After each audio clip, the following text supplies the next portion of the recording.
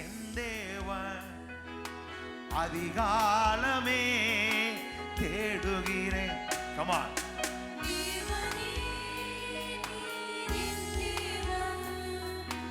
அதிகாலமே தேடுகிறேன். தண்ணீரில்லா நிலம் போல தாகமாயிருக்கிறேன். தண்ணீரில்லா நிலம் போல தாகமாயிருக்கிறேன். என்னுடலும் உமக்காக ஏசையா எங்குதையா. என்னுடலும் உமக்காக ஏசையா. என்னுடலும் உமக்காக ஏசையா ஏசையா ஏசையா. இரட்சகரே ஓ ஏசையா. எல்லா கையை வச்சு சொல்லுங்க பாப்பா.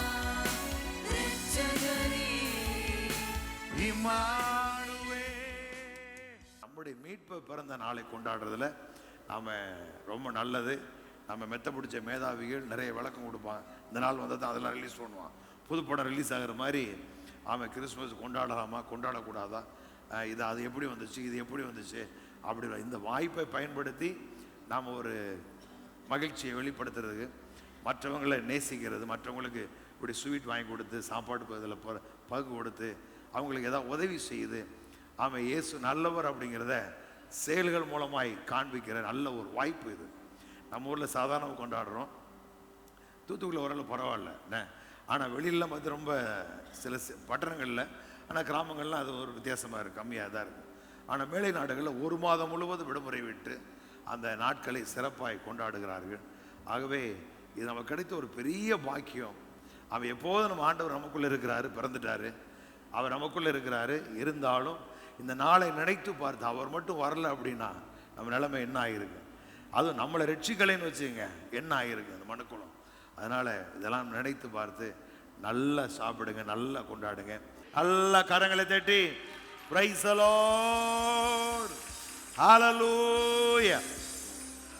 ஓகே, யோவான் சுவிசேஷம் 11ஆம் அதிகாரம் 14ஆம் வசனத்தை வாசிக்கலாம். அப்பொழுது இயேசு அவர்களை நோக்கி லாசரு மரித்து போனான் என்று வெளிப்படையாய் சொன்னார். இந்த அதிகாரத்தில் வரும் பொழுது லாசரு அவங்களுடைய வரலாறு சரித்திரத்தில் வருது. லாசரு வியாதியாக இருக்கிறான் என்று தகவல்கள் இயேசுவுக்கு சொல்லப்படுகிறது. வேதம் சொல்லுகிற அவர் மேலும் 2 நாள் அங்கேயே தங்கினார் அப்படின்னு சொல்லி அப்படி சொல்லிக்கிட்டு வரும் பொழுது திடீர்னு 2 நாள் கழிச்சு சீசர்கள் சொல்றார், வாருங்கள் நாம் போவோம் அப்படின்னு சொல்லி அவளை அழைக்கிறாரு. அதெல்லாம் அதில் போட்டிருக்கு. இந்த இடத்துல வரும் பொழுது ஆண்டவர் அப்போ அவங்களுக்கு சீசர்களுக்கு பேச்சுவார்த்தை நடந்துக்கிட்டே இருக்கு. அவங்க ஒன்று சொல்கிறாங்க, இவங்க ஒன்று சொல்கிறாங்க. இப்போ தானே இங்கே உங்களை கொல்ல தேடினாங்க, நீ மறுபடியும் இங்கே போறீங்களே அப்படிங்கிறாங்க. ஆண்டவர் சொல்ல பகலுக்கு 12 மணி நேரம் இல்லையா அப்படிங்கிறாரு. அதனால் ஆடு சொல்லும்போது சொல்கிறாரு, அவன் நித்திரையாக இருக்கான், அப்போ எழுப்ப போகிறான் வாங்க அப்படிங்கிறாரு. நித்திரையாக இருந்தால் எழும்புவான் அப்படிங்கிறாரு. அப்படி சொல்லிட்டு இருக்கும்பொழுது சொல்கிறாரு, அவன் மரித்து விட்டான் என்று வெளிப்படை என்ன செஞ்சிட்டாரு சொன்னார் அப்படிங்கிறார். அப்படி என்றால் அவன் நித்திரை அல்ல, அவன் கதை முடிந்து விட்டது அப்படிங்கிற அந்த காரியத்தை சொல்கிறார். நம்முடைய வாழ்க்கையில் அநேக நேரத்தில் இப்படிப்பட்ட சூழ்நிலையிலே நாமவே ஒன்று பாருங்களேன். இப்போ அந்த ஜெபாலய தலைவன் ஆண்டவரை கூட்டிகிட்டே போகிறான். ஒருத்தர் ஓடி வந்து சொல்கிறான், யவீரு போதகரை வருத்தப்படுத்தாதே, உன் குமாரத்தி மரித்து போனாள் அப்படிங்கிறான். இப்போ அந்த இடத்துல அவளுடைய வியாதி அதிகமாகி அவள் மரித்து விட்டால் இனி அவளால் பிழைக்கவே முடியாது.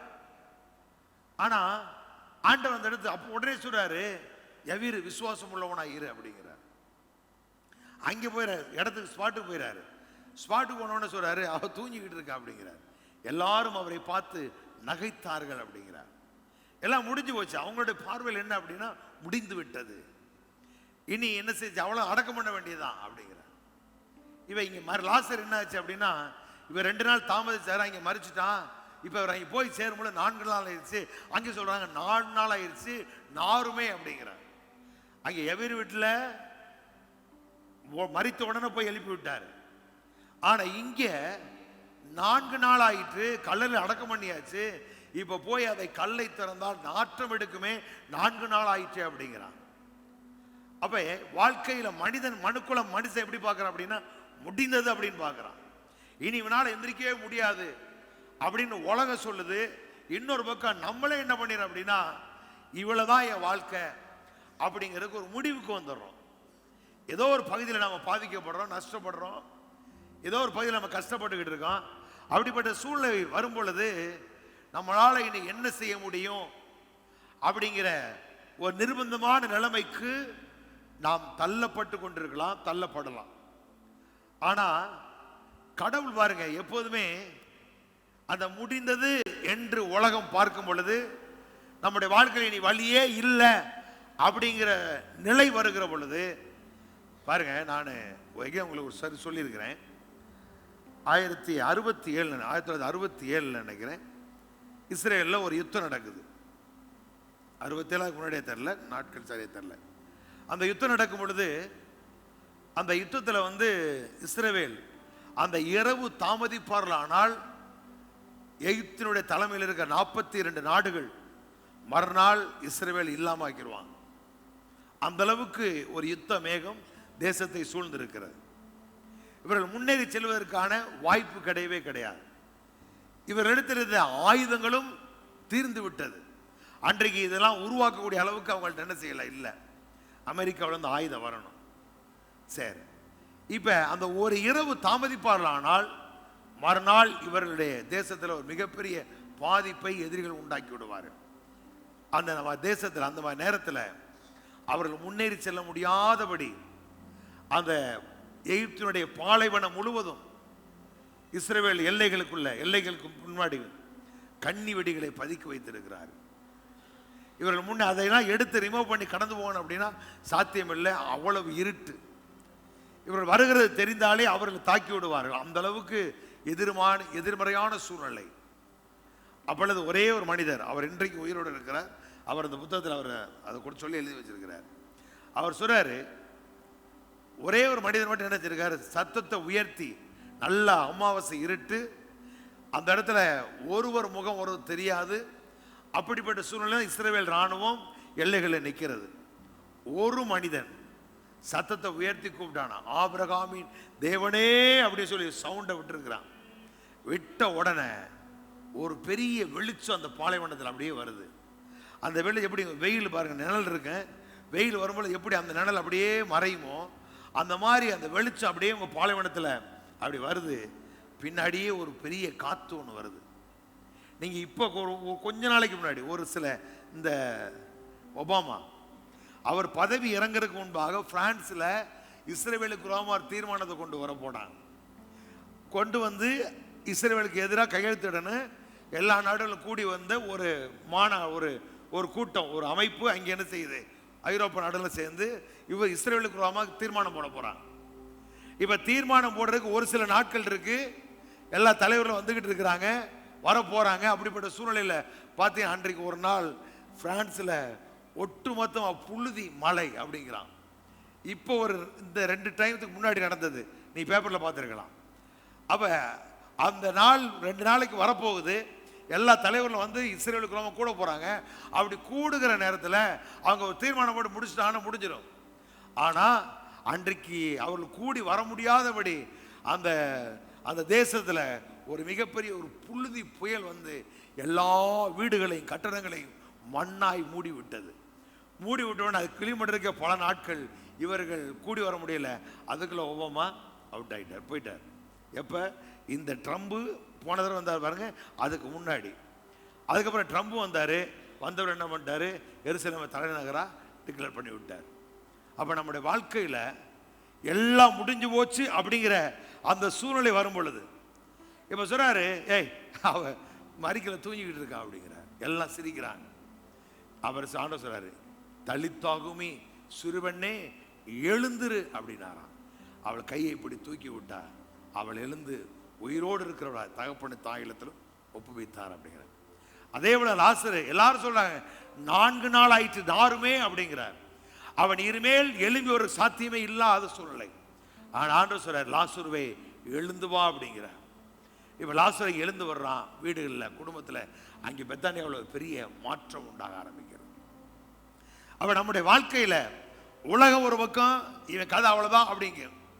ஒரு சில சமயத்தில் உங்கள் சூழ்நிலைகளை பார்த்து நீங்கள் என்ன செய்யலாம் அப்படின்னா ஒரு முடிவுக்கு வந்துடலாம். இனி நம்ம என்ன செய்ய முடியாது, ஒன்றுமே முடியாது அப்படின்னு.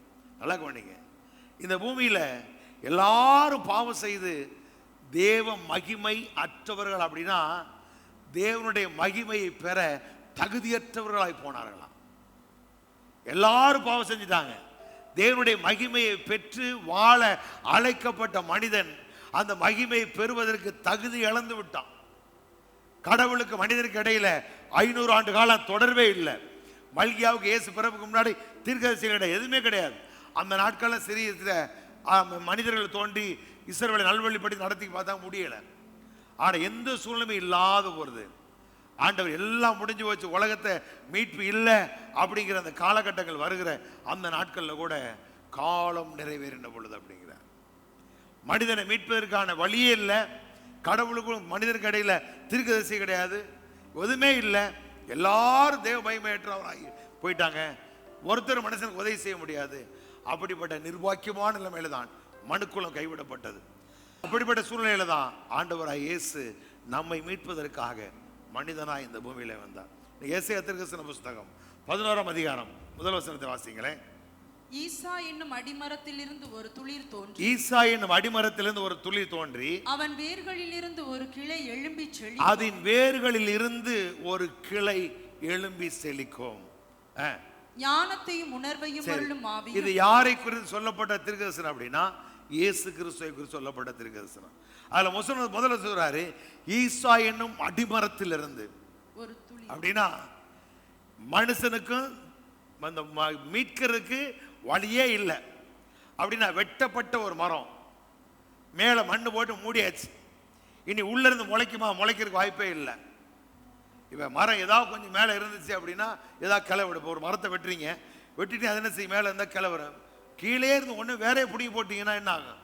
வேறோட வெட்டா உள்ளேருந்து வர்றதுக்கு வாய்ப்பு இல்லை. அப்படிப்பட்ட சூழ்நிலையில் தான் சொல்கிறாரு ஈசாயின் அடிமரத்திலிருந்து. அந்த இடத்துல மண்ணு மூடி மனிதர்கள் மிருகங்களை மிதித்து கொண்டு எல்லாம் முடிஞ்சு போச்சு. அது வளர்றதுக்கு வாய்ப்பே இல்லை. ஆனால் ஆண்டவர் சொல்கிறாரு அதன் வேர்களில் இருந்து அப்படிங்கிறார். அவ கண்ணுக்கு தெரியாத ஒண்ணுமே இல்லை, கைவிடப்பட்ட நிலையிலே மனுக்குள்ள தள்ளப்பட்ட சூழ்நிலையில தான் ஈசாயின் அந்த அடிமரத்தில் வேர்ல இருந்து ஒரு கிளையாகிய இயேசு எழும்பி செழித்தார் அப்படின்னு அவர் மேல அந்த கடுத்து ஆவியானவர் மேல இருக்கிறது சொல்லிட்டு வர்றார்.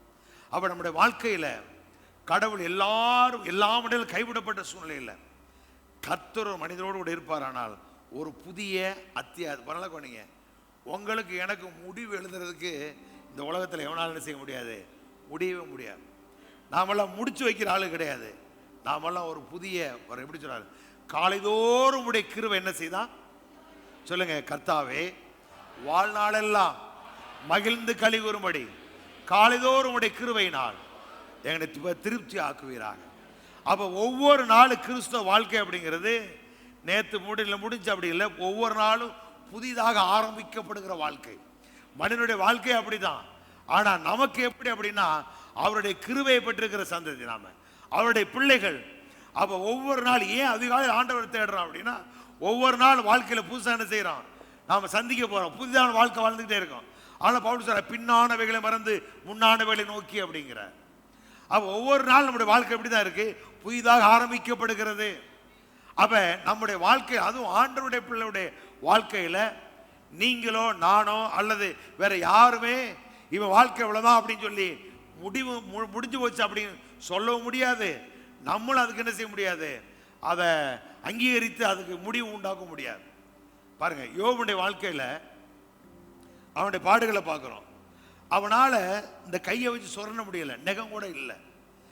வேதம் சொல்லுது அவன் சிரட்டை வைத்து சுரண்டினான் அப்படின்றது. அவனுடைய உருவமெல்லாம் அழிஞ்சு போச்சு, அவன் உருவற்று போயிருக்கு. அவன் நிலைமையை பார்த்து அவனுடைய நண்பர்கள் பேசாமலே சில நாட்கள் உட்கார்ந்துருக்கிறான்.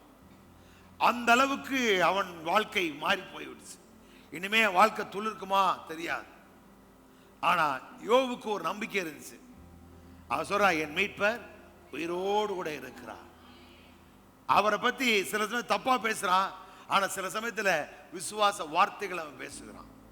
ஆனா ஆண்டவர் திராணிக்கு மேல என்ன செய்யல, சாத்தான் சோதிப்பதற்கு இடம் கொடுக்கல.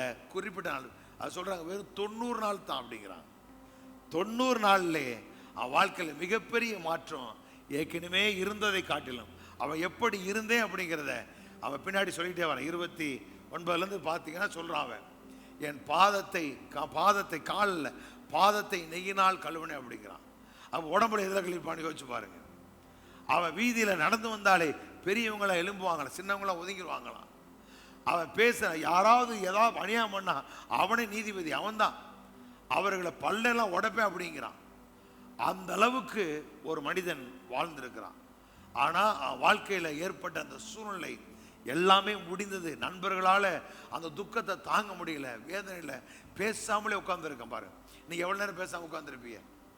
ஒரு கொஞ்ச நேரம், அரை மணி நேரம், ஒரு நிமிஷம், ஒரு மணி நேரம் உட்கார்ந்துருக்கலாம். நாள் கணக்கா பேசாமலே உட்கார்ந்து. அந்த அளவுக்கு அவனுடைய உருவம் மாறி போனது, சூழ்நிலைகள் மாறினது. பேசுறதுக்கு அவங்களுக்கு என்ன இல்லை, வார்த்தை அல்ல.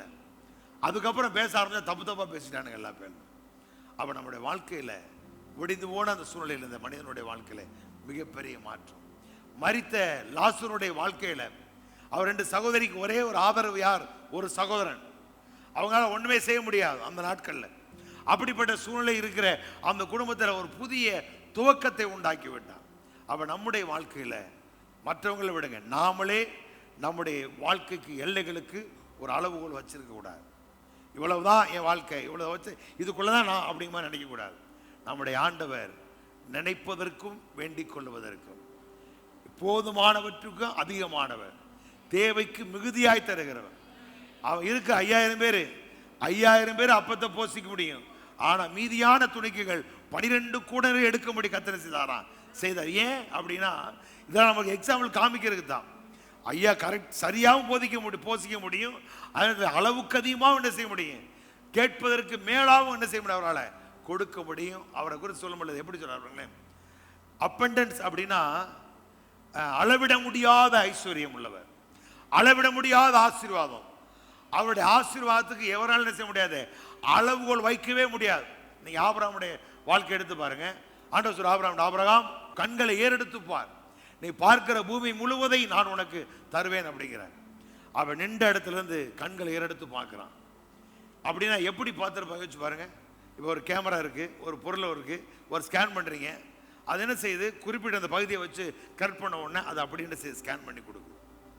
அதே போல இவன் ஆவிக்குரிய கண்களால், தன்னுடைய விசுவாச கண்களால் எவ்வளவு தூரம் பார்த்தானோ அவ்வளவு தூரத்தை கர்த்தர் அப்படியே ஸ்கேன் பண்ணார்.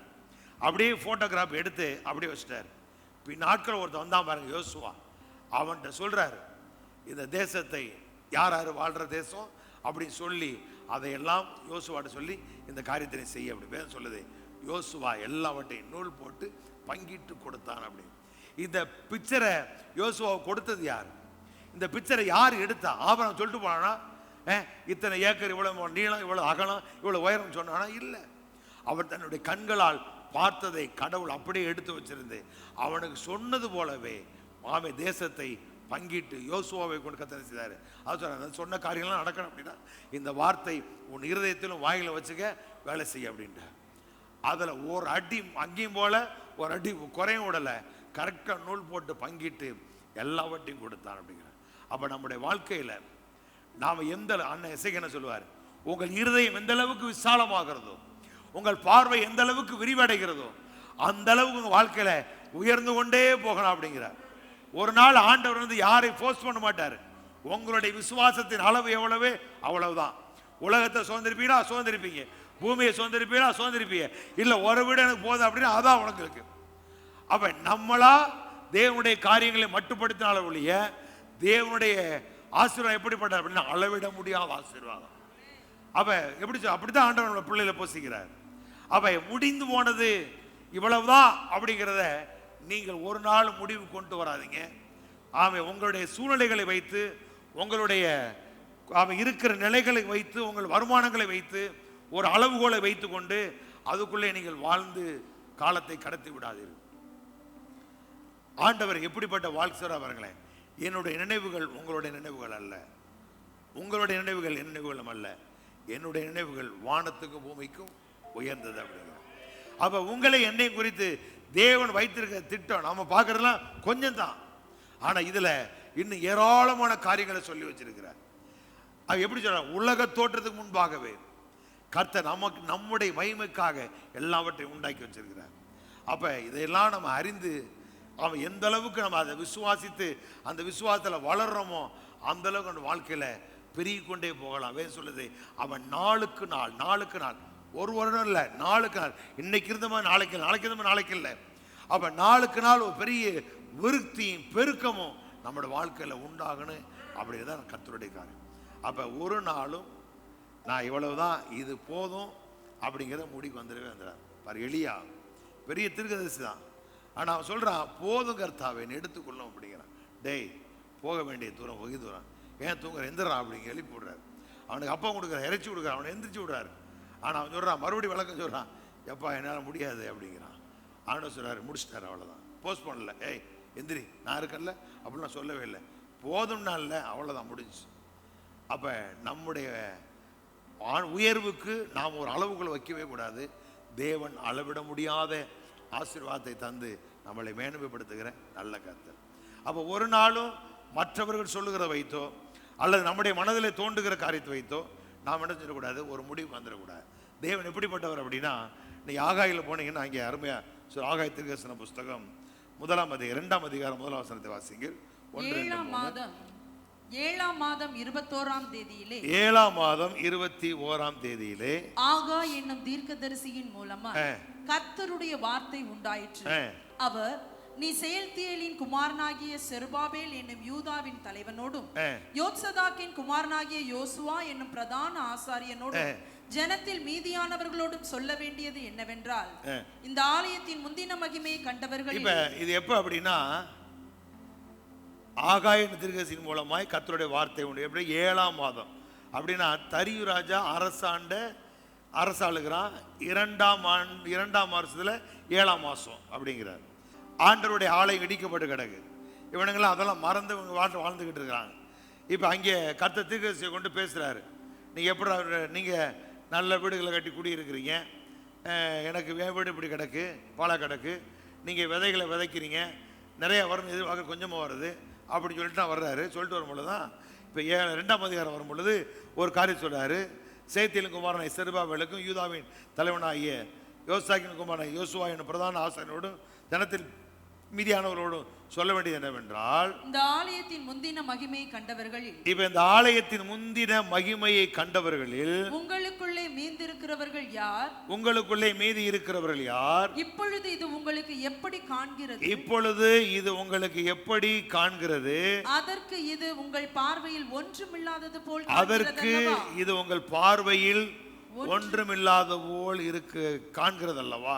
என்ன சொல்ல வர அப்படின்னா, முந்தின ஆலயத்தின் மகிமையை கண்டவர்கள் உங்களுக்குள்ளே மீதி இருக்கிறவர்கள் யார்? இப்பொழுது அவனா சொல்லியிருப்பாள் ஆலயம் எப்படி இருந்துச்சு அப்படின்னு, கதை பேசல நம்ம நல்லா இருப்போமே. இப்போ பழைய ஆட்களும் சொல்லுவாங்க, நம்முடைய ஆலயம் எப்படி கட்டப்பட்டுச்சு, எப்படி சாலமோன் அதை கட்டினாரு அப்படின்னு அதனுடைய பிரமாண்டத்தை குறித்து அவனை பேசியிருப்பாங்க. ஆனா இப்ப அது முழுவதும் இடிக்கப்பட்டு கிடக்கு, தரைமட்டமாய் கிடக்கு. இப்ப அதை பார்த்தவனுங்களுக்கு இப்ப அந்த மாதிரிலாம் கட்ட முடியாது அப்படிங்கிற முடிவுக்கு வர்றானு. அதான் சொல்றாரு, இப்பொழுது இது உங்களுக்கு எப்படி காண்கிறது? ஏற்கனவே அந்த ஆலயத்தை பார்த்தவன், கட்டின அந்த ஆலயத்தினுடைய மகிமையை பார்த்தவன்லாம் இப்பொழுது அவன் பார்வைக்கு எப்படி இருக்கு, ஒன்றுமே இல்லை, இனி அந்த மாதிரி கட்ட முடியாது, சாலமோன் இப்படி கட்டினார், இத்தனை வருஷம் கட்டினாரு அப்படிங்கிறதெல்லாம் வச்சு அதை முடியாதுங்கிற பிரச்சனை வந்துட்டாங்க. அப்படி வரும்பொழுதுதான் ஆண்டவர் சொல்றாரு, ஆனாலும் உங்க பார்வையில ஒண்ணும் இல்ல, கட்ட முடியாது அப்படிங்கிற மனசுல வச்சு நீங்க வாட்டில உங்க வேலையை பார்த்துக்கிட்டே இருக்கிறீங்க. என் ஆலயம் இடிக்கப்பட்டு கிடக்கு, பழி செலுத்த முடியாம கிடக்கு. ஆனா இவங்க இருக்க என்ன பண்றாங்க, அது முடியாது அப்படிங்கிற முடிவுக்கு வந்து இவன் ஒதுங்கி நிற்கிறான். இப்ப ஆண்டவர் சொல்றாரு, ஆனாலும் செருபாபேலே நீ திடன்கொள் என்று கர்த்தர் சொல்லுகிறார்.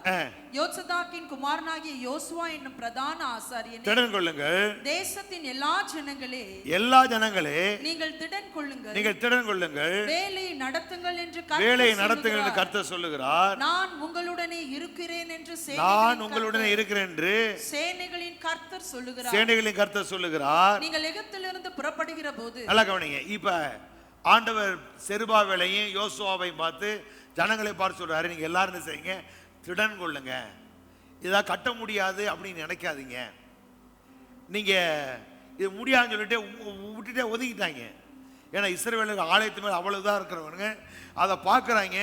இனிமே அப்படி ஒரு ஆலயத்தை செய்ய முடியாமல கட்ட முடியாதுங்கிற முடிவுக்கு வந்து அவங்க வாட்டில் போயிட்டு இருக்கும்போது ஆண்டவர் சொல்றாரு, நீங்கள் எல்லாம் எழும்புங்க, தைரியமாக இருங்க, திடன் கொள்ளுங்க, பயப்படாதீங்க, நான் அவங்க கூட இருக்கிறேன் அப்படின்னு சொல்லி அவர்களை உற்சாகப்படுத்தி அடுத்து சொல்றாரு, நீங்கள் எகிப்திலிருந்து புறப்படுகிற போது நான் உங்களோட உடன்படிக்கை பண்ண வார்த்தையின்படியே என் ஆவியானவரும் உங்கள் நடுவிலே நிலை கொண்டிருப்பார், பயப்படாதீர்கள் அப்படிங்கிறார்.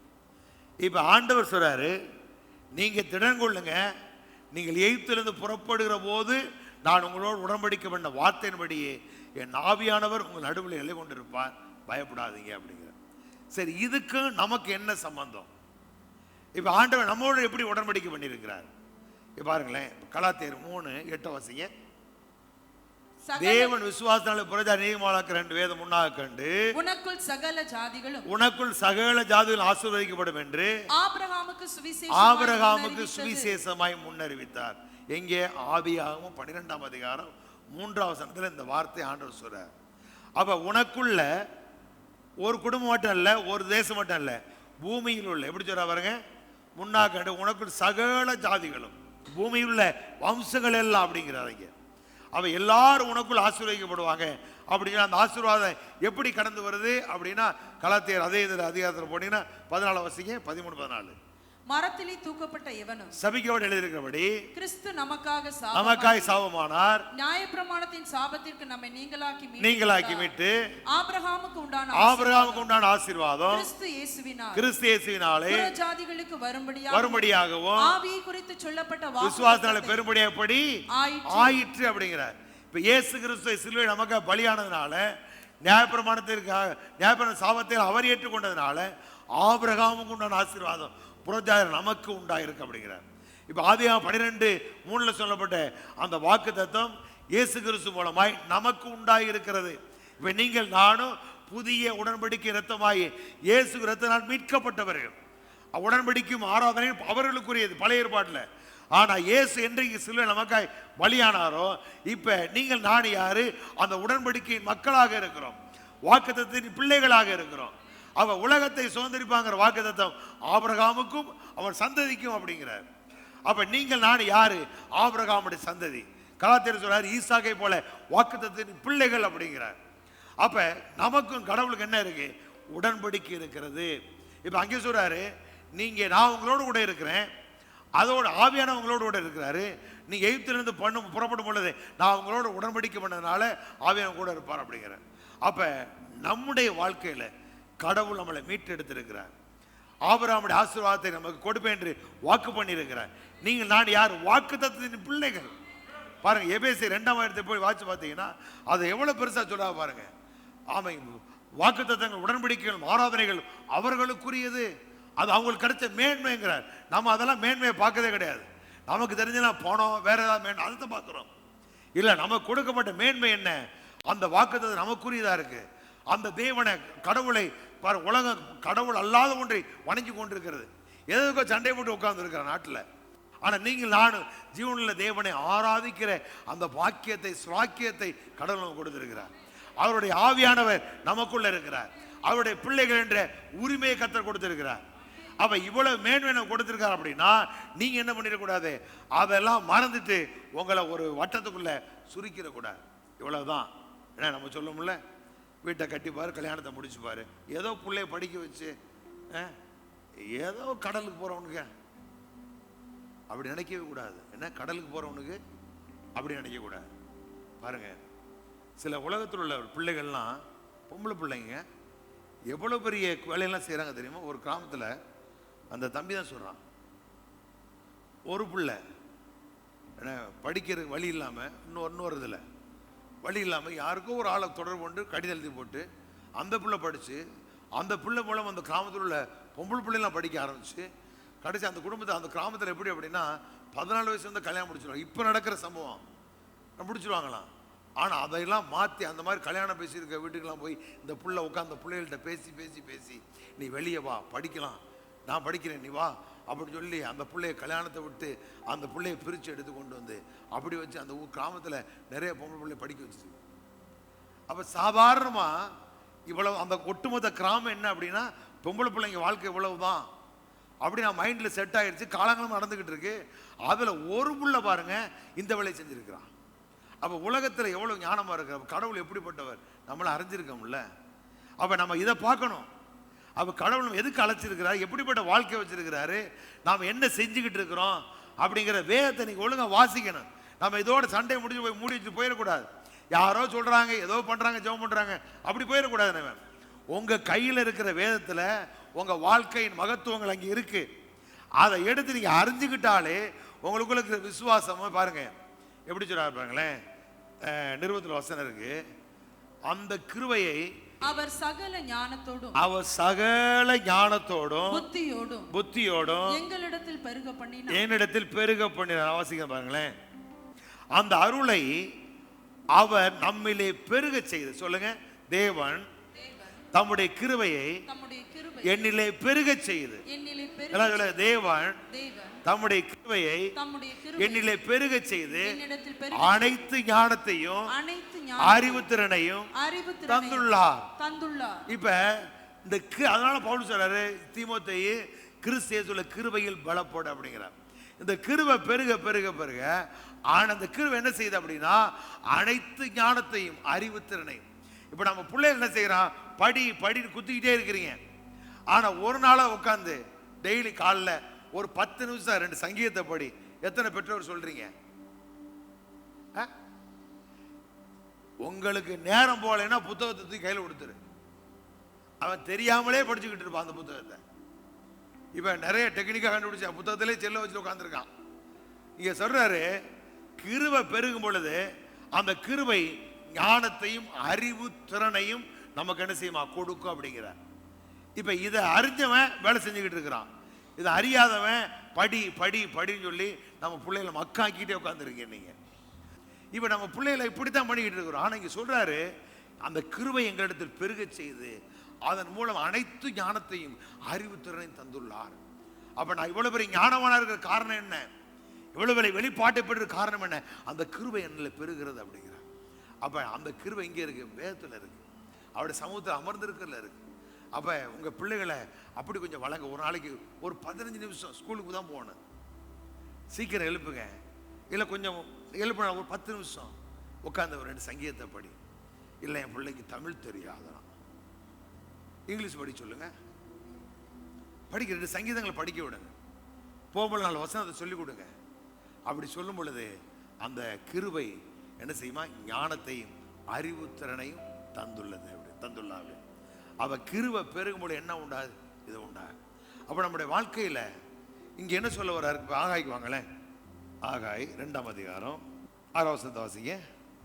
சேனைகளின் கர்த்தர் சொல்லுகிறார், சேனைகளின் கர்த்தர் சொல்லுகிறார், கொஞ்ச காலத்துக்குள்ளே இன்னும் ஒரு தரம் நான் வானத்தையும் பூமியையும் சமுத்திரத்தையும் வெட்டாந்தரையும். 3ஆம் வசனம் சொல்றாரு, இதெல்லாம் உங்களுக்கு ஒண்ணுமில்லா மாதிரி தெரியுது, இனிமே செய்ய முடியாதுன்னு நினைக்கிறீங்க, நீங்க தைரியம் பாருங்க, உங்களோட நான் உடன்படிக்கை பண்ணியிருக்கிறேன், ஆவியானவர் உங்கள் நடுவில் இருக்கிறாரு அப்படி சொல்லிட்டு சொல்றாரு, நான் என்ன செய்ய போறேன் தெரியுமா அப்படின்னு சொல்லி சொல்றாரு. வாசிங்க. இப்ப கொஞ்ச காலத்துக்குள்ளே இன்னும் ஒரு தரம் நான் வானத்தையும் பூமியையும் சமுத்திரத்தையும் வெட்டாந்தரையையும் அசைய பண்ணுவேன். வாசிங்க பாருங்க இன்னொரு மொழியாக்கத்துல.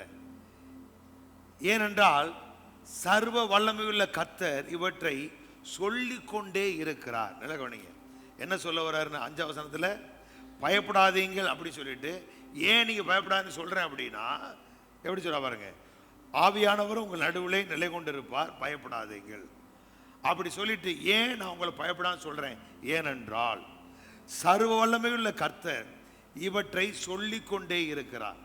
எவற்றை சொல்லிக் கொண்டே இருக்கிறார்?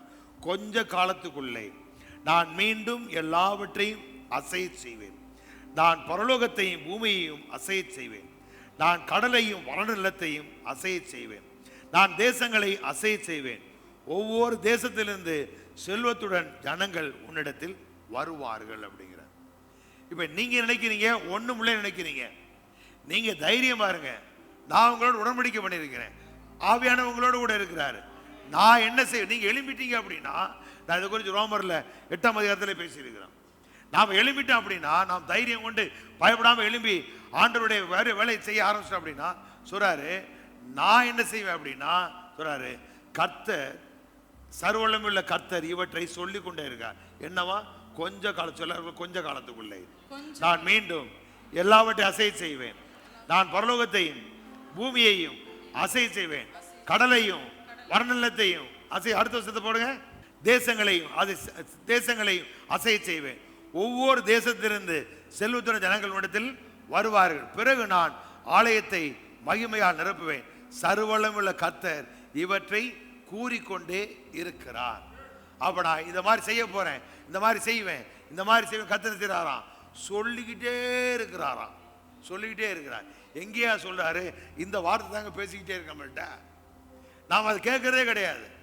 டேய், நீ தைரியமா இரு, நீ பயப்படாத. நான் என்ன செய்ய போறேன்? வாழ்க்கையை கட்டி எழுப்ப போறேன். நான் ஆலயத்தை என்ன செய்ய போறேன்? மகிமையால் நிரப்ப போறேன். அப்படி அவர் சொல்லிக்கிட்டே இருக்கிறார், பேசிக்கிட்டே இருக்கார். நம்ம தான் கேட்கறதுக்கு மந்த இருதயம், அவ்வளவுதான், புத்தி அவ்வளவுதான். ஏன் கடவுளை பார்க்க வேண்டிய விதத்தில் பார்க்கல? அண்ணே எசேக்கியா ஒரு காரியம் சொல்றா பாருங்களேன். பிசாசு பிசாசு பிசாசுன்னு பிசாசை பத்தியே பேசி பிசாசை பெரிய ஆள் ஆக்கினது பெந்தகோஸ்தக்காரன் தான் அப்படிங்கிறான். ஆர்சிக்காரங்க சிஎஸ்சிக்காரங்க பிசாசை பத்தி என்ன தெரியாது. அவங்களுக்கு ஏதோ ஒரு தான் தெரியும். ஆனா அந்த ஆவி இந்த ஆவி புது புது ஆவி, நீங்க சில மெட்ராஸில் உள்ள சேனல்ல பார்த்தீங்கன்னு வச்சுங்களேன், புதுசு புதுசு ஆவிகளை கண்டுபிடிச்சு வச்சிருக்கானுங்க. நான் ஒரு பேர் சொல்றேன், போய் பாக்குறீங்களா? ஒரு பாஸ்டர் பேர் என்னென்ன ஆவி. ஐயோ, அவர் ஒரு பக்கம் 150 ஆவி சொல்லுவாரு. அவங்க ஒய்ஃப் அதோட ஆச்சரியம், அது வேற மாதிரி பேசு. இந்த ஆவியெல்லாம் கேட்கிற பொம்பளை எப்படி இருப்பாங்க பாருங்க. எல்லாம் ஆவி முடிஞ்ச உடனே பார்த்தா எல்லாம் முக்காடு போட்டு காப்பு போட்டு நறுக்குன்னு கட்டியிருப்பா. நீங்க யார் கட்டியிருக்கா? இங்க ஒருத்தர் கிடையாது. நல்லா கட்டிக்கிட்டு ஆடிக்கிட்டு இருப்பா. அப்ப என்ன ஆவி? ஒண்ணுமே புரியல. இது அவ்வளவு ஆவி. அப்ப அண்ணன் சொல்றாரு, பிசாசை பெரிய ஆள் ஆக்கி விட்டது சொல்லுவாங்கல்ல, கொம்புசி விட்டான் அப்படின்னு.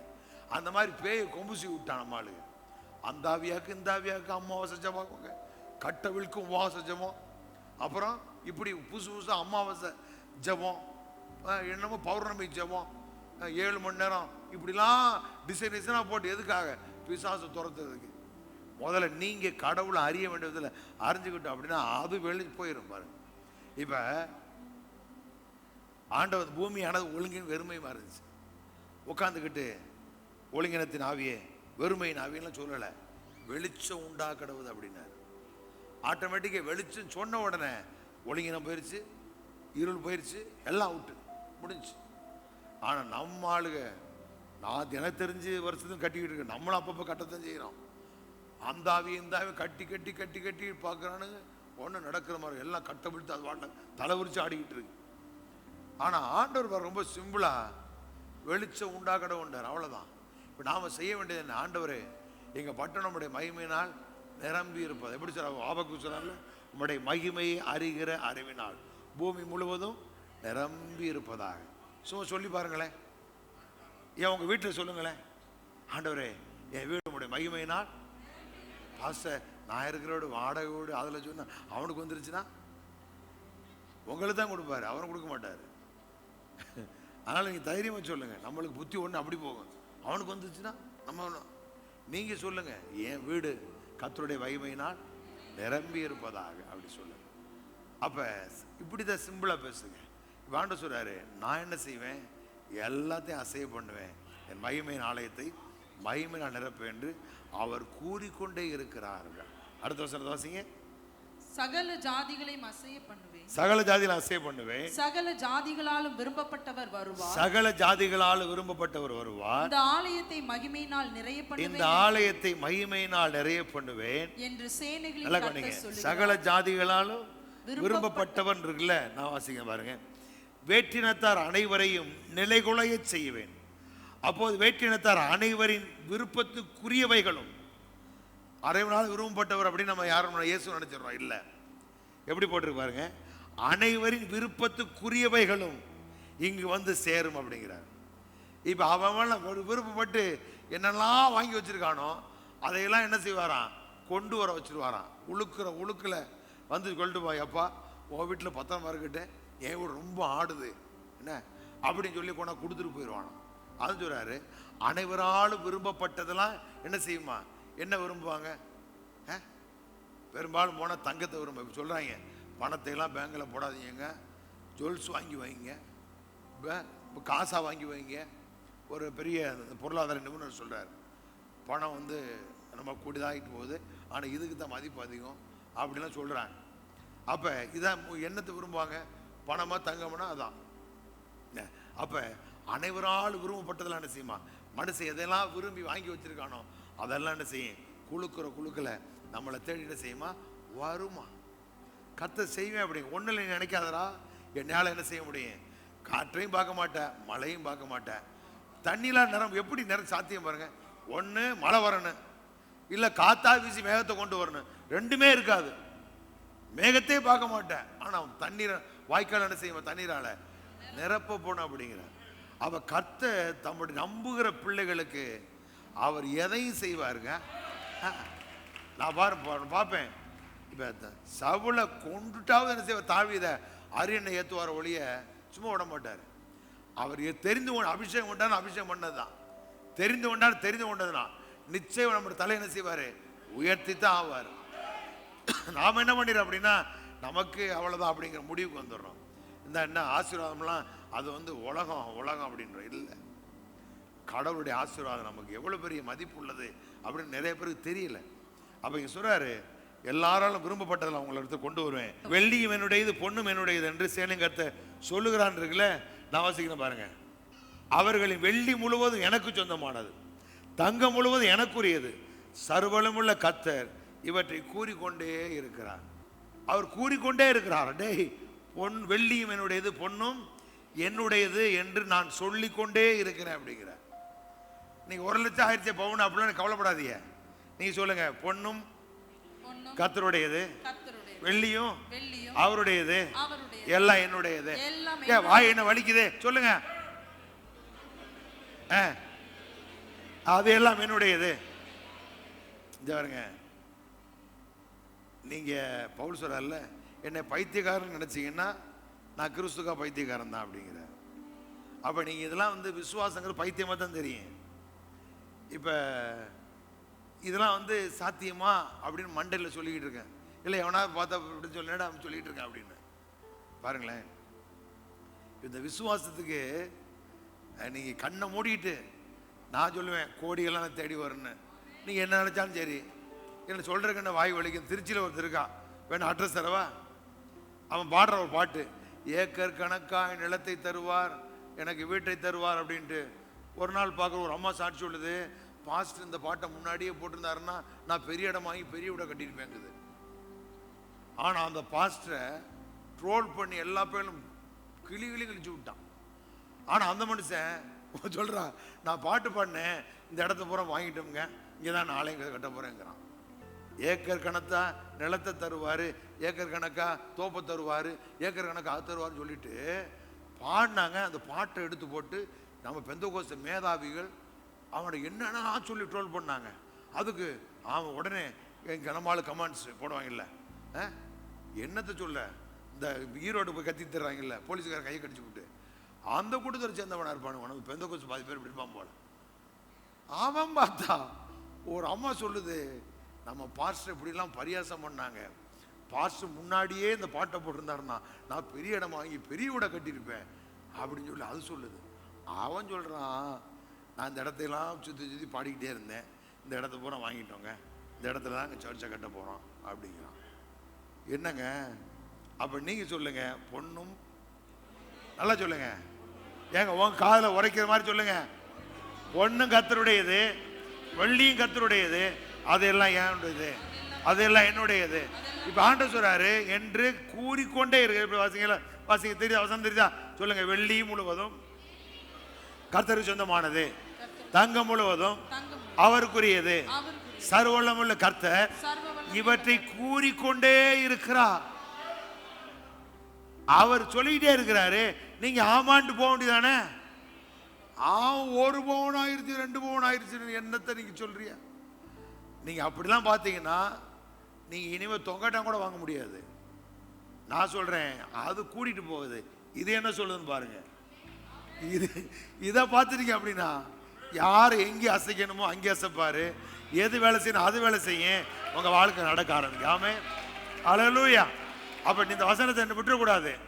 அடுத்த வருஷம் சொல்லணும், பாஸ்டர் இந்த வருஷம் 20 பவுன் செஞ்சேன்னு சொல்லணும். புரியுதா? இருக்கிறத கப்பலை விட்டு இறங்கி நல்லா குக்குண்டா அடுத்த 1 மாசத்துல அப்படியே எல்லாம் ரிட்டர்ன் போகும். அப்புறம் 6 மாசம் அப்படியே திரும்பி வரும். அப்புறம் ஒரு 3 மாசம் அப்படியே போகும். இந்த வாழ்க்கை வாழ்ந்துக்கிட்டே இருக்கக்கூடாது. நீங்க இல்லாட்டா அம்மிக்கல்லை தூக்கி தலையில ஓட்டுருவேன். என்ன வருஷத்துக்கு 10 பவுன் வாங்கினேன், 20 பவுன் வாங்கினேன், அது எப்படி பாஸ்டர் சம்பளம் எவ்வளவுதானே, அதெல்லாம் நீங்க விட்டுருங்க. வசனம் சொல்லுது, நீங்க சொல்லுங்க, கர்த்தர் நமக்கு அவர் காரியம் செய்வார். வார்த்தையில ஜீவன் இருக்கு. ஓய், வார்த்தையில ஜீவன் இருக்கு. நீ நினைக்கிற கப்பல்ல என்ன இரும்புல தானே இருக்கு அப்படின்னு, நமக்கு தெரியாது எது எப்போ நடக்கும் அப்படின்னு சொல்லி. நீங்க வார்த்தையை நம்பினீங்கன்னா பைத்தியம் மாதிரி தான் தோணும், ஆனா நாம நாட்டை வாங்கிடுவோம் அப்படின்னு சொல்லி பார்ப்போம். நிச்சயம் நடக்க சொல்றாரு. இது சொல்றாரு, இவற்றை கூறிக்கொண்டே இருக்கிறார். நான் சொல்லிட்டே இருக்கிறேன். ஆண்டு சொல்றாருல, நான் சொன்னாலும் இவன் கேட்க மாட்டாங்க அப்படின்னு. அதே போலதான் நான் கூறிட்டே சொல்லிட்டே இருக்கேன், பொண்ணு என்னுடையது, வெள்ளி என்னுடையது, பூமியும் நிறைவும் பொண்ணும் வெள்ளியும் எல்லாம் என்னுடையது அப்படிங்கிறார். யாருக்காக? எல்லாம் நமக்காக. சொல்லுங்க, எல்லாம் எனக்காக. நீ இந்த வசனத்தை விட்டுறக்கூடாது, சொல்லிக்கிட்டே இருக்கணும். சும்மா சாதாரண சொல்லுங்க. உங்க வீட்டுக்காரரு நல்ல காதுல கேட்கற மாதிரி சொல்லுங்க. ஒரு நாள் அவர் ஓவர் டைம்லாம் பார்த்து என்ன செய்வாரு, இப்படி சொல்லிக்கிட்டே இருக்காளே அப்படிங்கிற அதுக்காக கரைஞ்சாத என்ன செஞ்சிருவாரு, வாய்க்கொண்டா கொடுத்துருவாரு. நடக்கும். நீங்க பாருங்க என்ன. அப்ப வசனம் சொல்லுது, கூறிக்கொண்டே இருக்கு. அடுத்த வசனத்தை வாசிங்க. முந்தின ஆலயத்தின் மகிமையை பார்க்க, முந்தின ஆலயத்தின் மகிமையை பார்க்கலும் இந்த பிந்தின ஆலயத்தின் மகிமை பெரிதா இருக்கும் என்று சேனைகளின் சரி. கர்த்தர் இப்ப அப்படியே நீங்க 18 வசனத்து வாங்க. இப்போதும் இதற்கு முந்தின காலத்தில் நடந்ததை உங்கள் மனதிலே சிந்தித்து பாருங்கள். மனதிலே சிந்தித்து பாருங்கள். 9ஆம் மாதம் 24ஆம் தேதியாகிய 9ஆம் தேதி ஆகிய இந்நாள் முதல் கர்த்தருடைய ஆலயத்தின் இந்த 2ஆம் அதிகாரத்துல அந்த 9ஆம் மாதம் 24ஆம் தேதியில ஒரே நாள்ல 2 முறை பேசுறாரு. முதல்ல அங்கே சொல்றாரு, நம்ம பார்த்தது. இப்ப அடுத்து சொல்றாரு, 24ஆம் தேதி இந்நாள்ல கர்த்தருடைய ஆலயத்தின் அஸ்திவாரம் போடப்பட்ட நாள் வரைக்கும் சென்ற காலத்தில் நடந்ததை உங்கள் மனதிலே சிந்தியுங்கள். களஞ்சியத்தில் இன்னும் விதை தானியம் உண்டோ? திராட்சை செடியும் அத்திமரமும் மாதுளம் செடியும் ஒலிவ மரமும் கனி கொடுக்கவில்லையே? நான் இன்று முதல் உங்களை ஆசீர்வதிக்கிறேன். இப்போது உங்கள் களஞ்சியங்களில் ஏதாவது தானிய விதை மீதம் இருக்கிறதா அப்படின்னா இல்ல. ஏன் 1ஆம் அதிகாரத்துல சொல்றாரு, நீங்க நிறைய விதைக்கிறீங்க, கொஞ்சமா இருக்கிறீங்க. இப்ப இங்க எப்படி களஞ்சியத்தில் இன்னும் தானியம் உண்டோ அப்படின்னா இருக்குன்னு நினைச்சிட்டு இருக்க கூடாது. என்ன சொல்ல வர அவசியம் பாருங்க. ஏதாவது தானிய விதை மீதம் இருக்கிறதா? இல்லை. ஏனென்றால் நீங்கள் அறுவடை செய்த கொஞ்சத்தையும் சாப்பிட்டு விட்டீர்கள் அப்படிங்கிறார். 1ஆம் சொல்றாருல, நிறைய விதைக்கிறீங்க, கொஞ்சமா இருக்கிறீங்க, திரளாவரம் எதிர்பார்க்க கொஞ்சமா வருது அப்படிங்கிறார்ல. அதான் இங்க சொல்றாரு, நீங்க விதைச்சிங்க, கொஞ்சம் வந்துச்சு, அதையும் தின்னுட்டீங்க இல்ல. அடுத்து சொல்றாரு, உங்க திராட்சை செடிகளில் அத்தி மரங்களிலும் மாதுளை மரங்களிலும் ஒலிவ மரங்களிலும் பழங்கள் இல்லை. ஆனால் அப்படிங்கிறார், இதெல்லாம் இல்லாம போனாலும் நான் என்ன செய்ய போறேன் அப்படின்னா உங்களை ஆசீர்வதிக்க போறேன் அப்படிங்கிறார். இப்ப கடல்ல ஒண்ணுமே இல்லை, மீன் இல்லை, டீசல் காரனுக்கு பாக்கி நிக்குது, போட் இல்லை, அது இல்லை, இது இல்லை, பரவாயில்ல விட்டுரு. ஆனா நான் என்ன செய்ய போறேன் அப்படின்னா சொல்லுங்க. அவர் என்ன செய்ய போறாரா? ஏன் இன்று முதல் அப்படிங்கிறாரு? இன்னைக்கு தான் அஸ்திவாரம் போட்டிருக்க ஆலயத்துக்கு. இப்ப உன்கிட்ட இருந்த கொஞ்சத்தை தின்னு முடிச்சுட்ட, இன்னும் உனக்கு வருமானம் வரக்கூடிய வாய்ப்பு அத்தி மரமும் இல்லை, திராட்சை செடியும் இல்லை, ஒலிவ மரமும் பலன் இல்லை, எல்லாம் ஒண்ணுமே இல்லை. ஆனா சொல்றாரு, நான் என்ன செய்ய போறேன், நீ அஸ்திவாரம் போட்டி இல்லை, நான் என்ன செய்ய போறேன், உன்னைய ஆசீர்வதிக்க போறேன் அப்படிங்கிறார். என்ன ஆசீர்வாதம்? இப்ப எங்க சொன்ன வசனத்தை பின்னாடி ரிப்பீட் அடிக்கிறாரு. நான் என்ன செய்ய போறேன், என் வார்த்தை கேட்டு அஸ்திவாரம் போட்டதுனால நான் மறுபடியும் வானத்தையும் பூமியையும் அசைக்க போறேன் அப்படிங்கிறார். இப்ப நம்ம என்னத்தை போய் அஸ்திவாரம் போடுறது? ஒன்றும் இல்லை, உங்க நம்பிக்கை இவ்வளவுதான் அப்படி இருக்குல்ல, அதை எடுத்துட்டு கடவுளுடைய வார்த்தை மேல நம்பிக்கை வைங்க. அஸ்திவாரத்தை போடுங்க. எல்லாம் போனாலும் கர்த்தர் ஆசீர்வதிப்பார். இதுல கர்த்தர் ஆசீர்வதித்து பெருகவே பெருக பண்ணுவா. இப்ப முதல்ல 2ஆம் சொல்றாரு, அஸ்திவாரம் அந்த அஸ்திவாரம் போடுற மாதிரி தான் அதை பேசுறாரு. உங்க பாறைக்கு ஒண்ணுமில்லாம மாதிரி தெரியல, நான் அசைக்க போறேங்கிறாரு. இப்ப அதே மறுபடியும் மாலையில பேசுறாரு, இன்னைக்கு அஸ்திவாரம் போட்டீங்க, அஸ்திவாரம் போட்ட இந்த நாள்ல உங்கள்ட்ட என்ன இல்லை, கட்டுறதுக்கு பணம் இல்லை, வருமானம் இல்லை, ஒண்ணும் இல்லை. ஆனா நான் என்ன செய்ய போறேன், உங்களை நீ வார்த்தையை கேட்டு அஸ்திவாரம் போட்டுட்டீங்கள, சொல்லுங்க, கர்த்தருடைய வார்த்தையை கேட்டு அஸ்திவாரம் போட்டுட்டு இல்ல, நான் என்ன செய்ய போறேன், இன்றையிலிருந்து ஸ்டார்ட் பண்ணிட்டேன் அவனை வாழ்க்கையில. நல்லா கையை தட்டி ஆமே. அப்ப இவ்வளவுதான் அப்படின்னு எவனோ ஒருத்தன் சொல்றான், அது என்ன செழிப்பு அப்படின்னு ஒருத்தன் சொல்லுவான் கேனைய. அதெல்லாம் கேட்டுக்கிட்டே இருக்கக்கூடாது. நம்முடைய தேவன் நம்மை நம்புகிறவர்களை செழிக்க பண்ணுவார். அப்ப உங்களுடைய அஸ்திவாரம் என்ன இருக்குன்னு கர்த்தருடைய வார்த்தைகளை போட்டுறேன்னு. சரி, எதுவுமே இல்லை, என் தேவன் என்னை ஆசீர்வதிப்பார். இது என்ன சொல்றதுக்கு என்ன இருக்கு? அவர் சொல்லிக்கிட்டே இருக்கார், நான் உன்னை ஆசீர்வதிப்பேன், நான் உன்னை பெருக பண்ணுவேன். வார்த்தை ஏதோ என்னைக்கோ சொன்ன வார்த்தை இல்லை, சொல்லிக்கிட்டே இருக்கார். பூமியில வார்த்தை அனுப்பிட்டார், அந்த வார்த்தை நம்மளோடு பேசிக்கொண்டே இருக்கிறது. நாம தான் கதவை திறக்கணும். கதவை திறந்து நம்முடைய நம்பிக்கையை கர்த்தருடைய வார்த்தை மேல வச்சுட்டோம் அப்படின்னா, அன்னையிலிருந்து சொல்லுங்க, ஆண்டவர் இன்று முதல் அப்படிங்கிறார், என் வார்த்தையை கேட்டு அஸ்திவாரம் போட்டு இல்லை, பாவனை என்ன பாடுறா உடனே அப்படிங்கிறார். நல்ல கையை தட்டி ஆமென், ஹல்லேலூயா. சரி, இந்த ஆகாயி சகரியா 2 பேருமே ஒரே காலகட்டங்களில் வந்த தீர்க்கதரிசிகள். தரியுராஜ அரசாண்டர் 2 தீர்க்கதரிசிகள் இருக்காங்க. இப்ப இவங்க கட்டிக்கிட்டு இருக்கையில சகரியா வர்றான். அவன்கிட்ட சொல்றாரு, ஒரு தரிசனம் 4ஆம் அதிகாரத்துல தரிசனம் பார்க்கறான். இந்த குத்து விளக்கு என்ன, இந்த ஒளி மரம் என்ன அப்படின்னு சொல்லும் பொழுது, எனக்கு தெரியாது சாமி அப்படிங்கிறான். அப்பதான் சொல்றாரு, பலமும் அல்ல, அவனை பணமும் இல்லை, உன் பராக்கிரமும் இல்லை, கண்ணுடைய ஆவியினாலே எல்லாம் ஆகும் அப்படிங்கிற. ஹல்லேலூயா. அப்ப ஒட்டுமொத்த அந்த உலகத்தை பாருங்க, இதெல்லாம் எப்படி பாருங்க, எப்படி அழகா ஆண்டவர் உண்டாக்கி இருக்கிறாரு. சமுத்திரத்தை என்னைக்காவது போய் சமுத்திரத்தில் போயிட்டு உட்காந்து ரசித்திரிக்கிற கடல்ல உட்காந்து அங்கே போய் உட்காந்துக்கிட்டு சவுடால் பேசிக்கிட்டு, ஏழை அவன் என்னடா சொன்னா, இவன்டா சொன்னா, கெட்ட வார்த்தை போட்டுக்கிட்டு, அவன் சொல்ற வார்த்தை 4 வார்த்தை கேட்டுக்கிட்டு, நான் கடல்ல போறேன், கொஞ்சம் தூரம் போன உடனே அங்கிட்டு வேற கலர் இருக்கியா நம்ம ஊர் கடல்ல. தங்கச்சி மடம் போயிருக்கீங்களா? தங்கச்சி மடம் நீ போயிருக்க மாட்டிய. இங்கிட்டு இருந்து ஒரு அலை வருது, இங்கிட்டு இருந்து ஒரு அலை வருது, இப்படி வருது. அந்த பாலத்துக்கு, அந்த ரயில்வே பாலம் இருக்குல்ல, கொஞ்சம் தாண்டி போனா இங்கே வரும், இது இங்கிட்டு வரும். ஆச்சரியமா இருக்கு. இங்க தள்ளி போனங்களுக்குள்ள ஒரு மாதிரியா தெரியும், அங்கிட்டு தள்ளி போன வேற மாதிரி தெரியும் கடல்ல. ஆச்சரியமா இருக்கு. எனக்கே பார்த்து, ஆண்டவரே என்ன அப்படி, எவ்வளவு அழகு, எவ்வளவு அருமை, எவ்வளவு அழகா படைச்சிருக்காரு. மீன் எல்லாம் மீன் தாங்க, ஆனா மீனுக்கு மீன் ருசி எப்படி, அந்த ருசியெல்லாம் இந்த நரம்புள்ள நாக்குக்கு எவ்வளவு சக்தி இருக்கு பத்தியலா. எங்க வீட்டுல பெரிய சயின்டிஸ்ட் எங்க மாமாலாம், இதுல என்ன இல்லை என்ன போட்டிருக்கான்னு கரெக்டா சொல்லி கொடுவாரு. உட்காந்து அந்த மருந்தை பரிசோதனை பண்ற மாதிரி, இதுல என்ன போட்டிருக்கான், என்ன கலந்துருக்கான், என்ன கலக்கல கண்டுபிடிச்சிடுவார். நிபுணர்கள் பாருங்க. அப்ப அந்த அளவுக்கு நாக்கு என்ன தெரியுது, வலிமை இருக்கு. சும்மா ஏதோ வெண்டை சாப்பிட்டு போறதில்லை, அதை ருசிச்சு ரசிச்சு, என்னங்க இது குழம்பு ஒரு டேஸ்ட், காய் ஒரு டேஸ்ட், இன்னொன்று ஒரு டேஸ்ட், இது எல்லாத்தையும் நேற்று ஜோனத்தை மிச்சம் வாங்கிட்டு இருந்தான். ஒன்னா சாப்பிடுப்பேன், எதை சாப்பிடணும்னு எதை போடணும் தெரியல, அந்த அளவுக்கு எல்லாமே ருசியா இருக்கு. உங்களுக்கா பாருங்க, ராம்நாட்டில் போன வருஷம் போட்ட அவன் கேக் கொண்டு வந்துகிட்டே இருக்கிறான்.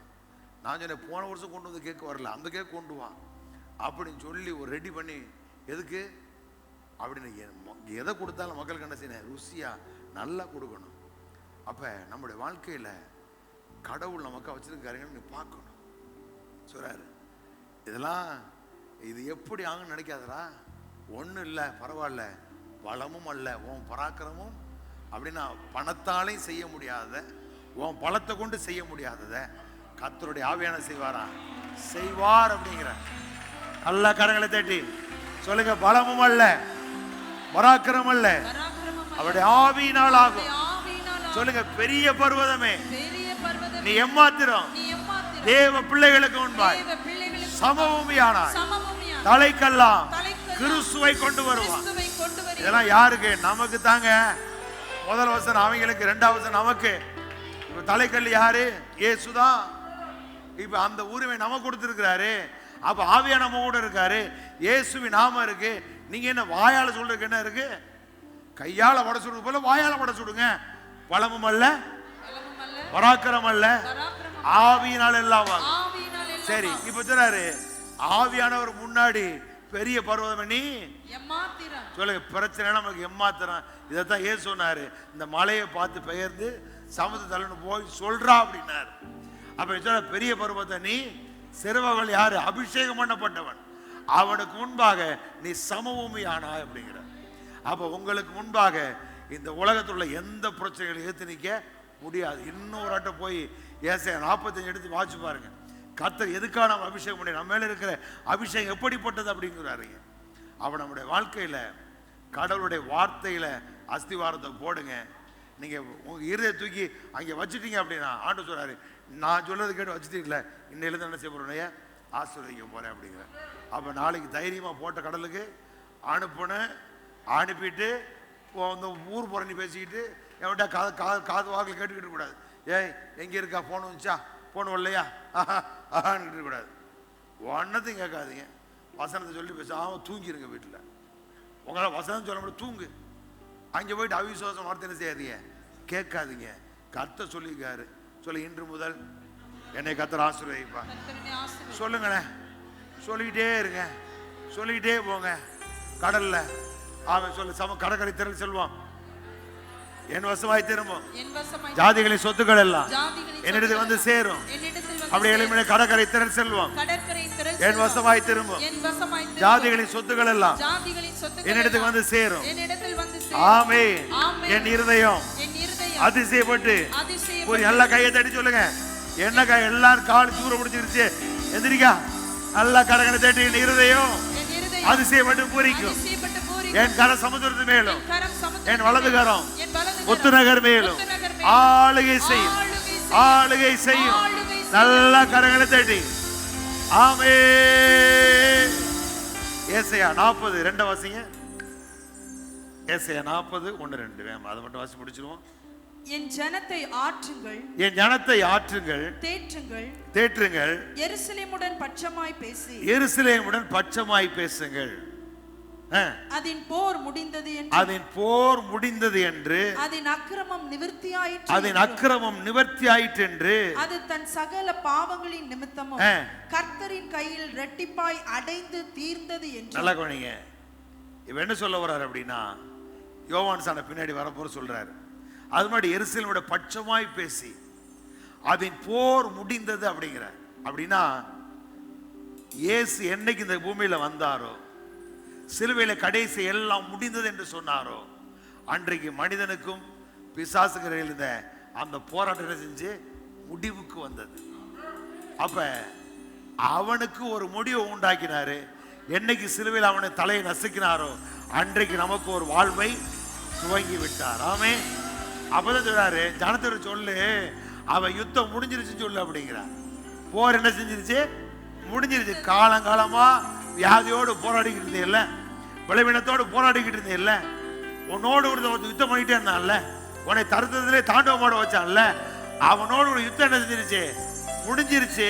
அவனுக்கு இனி உன் மேல என்ன இல்லை, அதிகாரம் கிடையாது அப்படின்னா சொல்ற. எப்படி சொல்ற பாருங்க, போர் முடிந்தது, அந்த அக்கிரமம் நம்முடைய பாவங்கள் எல்லாம் நிவர்த்தி ஆயிற்று என்று தன் சகல பாவங்கள் நிமித்தம் கர்த்தர் இரட்டிப்பை அடைந்து அவன் செஞ்ச எல்லாத்துக்கான தண்டனையை கர்த்தர் கொடுத்துட்டாரு அப்படின்னு சொல்லு அப்படிங்கிறார். இப்ப நமக்கான கிரயத்தை அவர் கொடுத்துட்டாரு. அவனோடு கூட நமக்கு இருந்த யுத்தத்தை ஒரு முடிவு கொண்டு வந்தார். இனி நமக்கு என்ன வாழ்க்கையில முடிவு என்று கிடையவே கிடையாது. நீங்க சொல்லுங்க, எனக்கு எண்டே இல்லைன்னு சொல்லிட்டு போயிட்டே இருக்க. புரியுதா? யாரும் சொன்ன மாதிரி இருக்குமே. அப்போ உங்க வாழ்க்கையில இவ்வளவுதான் அப்படிங்கிறத நீங்க கணக்கு போட்டு முடிச்சிடாதீங்க. நமக்கு ஆண்டவர் அளவிட முடியாத ஐஸ்வர்யத்தை வைத்திருக்கிறார். நாம நல்லாவே இருப்போம். நல்ல கரங்களை தட்டி ஆமென், ஹல்லேலூயா. நல்ல பிதாவே, நன்றியோடும் நாங்கள் ஸ்தோத்திரிக்கிறோம். எங்களுக்காக நீர் யாவற்றையும் செய்து முடித்திருக்கிறோம். பொன்னும் வெள்ளியும் உம்முடையது ஆண்டவரே, எல்லாம் எங்களுடையதார். பூமியின் நிறைவும் உம்முடையது, அதெல்லாம் எங்களுடையதாக இருக்கிறது. நாங்கள் உம்முடைய பிள்ளைகளாக இருக்கிறோம். உம்முடைய சுதந்திரவாளியா என்ற அந்த உரிமை எங்களுக்கு கொடுத்திருக்கிறதற்காக நன்றி சொல்லுகிறோம். எல்லாரையும் உம்முடைய கரத்தில் ஒப்பு கொடுக்கிறோம். மாலை நடக்கிற இந்த கிறிஸ்துமஸ் ப்ரோக்ராமை உம்முடைய கரத்தில் ஒப்பு கொடுவோம். மாலையில் எல்லாரும் கூடி வந்து பிள்ளைகள் உற்சாகப்படுத்தக்கதாக நானும் நடக்கிறது செய்யுங்க. எல்லாரும் உம்முடைய கரத்தில் ஒப்பு கொடுக்கிறோம். வருகிற பண்டிகை நாட்களை நாங்கள் சிறப்பாய் கொண்டாடி மகிழ உதவி செய்யும். இயேசு கிறிஸ்துவின் நாமத்தில் ஜெபிக்கிறோம் எங்கள் நல்ல பிதாவே. கர்த்தராகிய இயேசு திறக்கும் கிருபை, பிதாவினுடைய அன்பும் ஆவியான வழியில் சமான சந்தோஷமும் உங்கள் அனைவரோடு கூட இருப்பதாக. ஆமென். ஆமென். கர்த்தர் உங்களை ஆசீர்வதிப்பார். God bless you.